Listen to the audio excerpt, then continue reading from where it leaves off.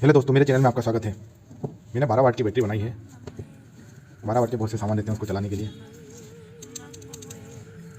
आज हम exhaust fan लेके आए हैं, इसको चला के देखते हैं।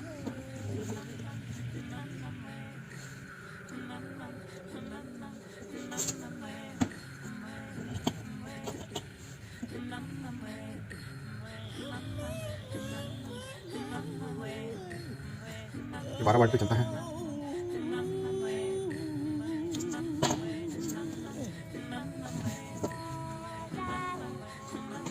ये 12 वाट का हॉर्न भी है मेरे पास।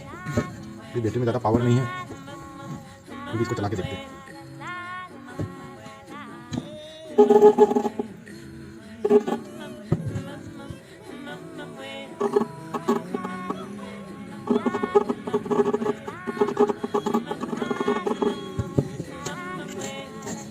मैं ऐसे ही बहुत सारे प्रोजेक्ट पे काम कर रहा हूँ।